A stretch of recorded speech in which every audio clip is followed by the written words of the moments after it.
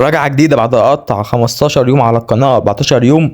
المهم جاي على طول اقول لكم ازاي تحل المشكلة بتاع الكلمة ديت، كلمة ريتي. حرفيا مشكلة كل حبة مع كل تحديث قوي للعبة بتلاقي المشكلة دي ظهرت. هتقول لي ايه التحديث اللي نزل؟ اقول لك في باكج الام اس ان نزل، وباكج برشلونة معاه هانز فليك بيزود في الاستحواذ، وبرضك في فتحة مجانية على باكج ايبكس ثلاثي ايبك لبرشلونة، وفي حاجات كده حلوة، في باكج جم اسبوع جديد وحملات حلوة.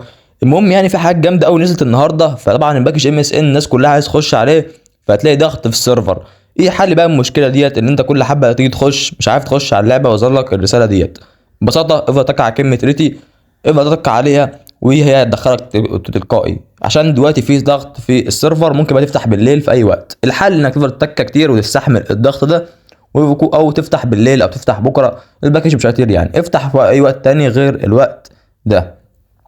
عشان انا بحذرك برضك، عشان وانا بتفرج على اليوتيوب النهارده لسه ما افتح اليوتيوب الاقي الناس بيقول لك حل للمشكله دي انك تشغل الفي بي ان.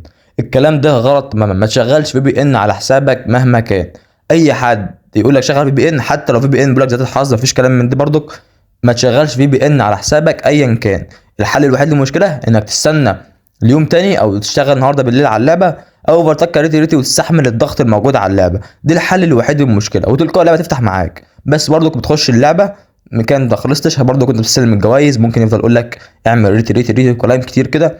فالمشكله ببساطه دي حلها الوحيد، ما تشغلش بي ان، وبنوه للمره الثالثه ما تشغلش بي ان على حسابك. فبس كده دي كان حل المشكله. والسنه بقى ايه؟ ممكن بقى النهارده او بكره، او ممكن ما تلاقيش خالص، ممكن يفتح على باكج الام اس ان، ممكن يفتح لو جال لنا حد هنزل لكم فيديو، ما جاش حد برضو هنزل لكم الفيديو. فاستنى برضو لسه هنشوف هنفتح ولا لا.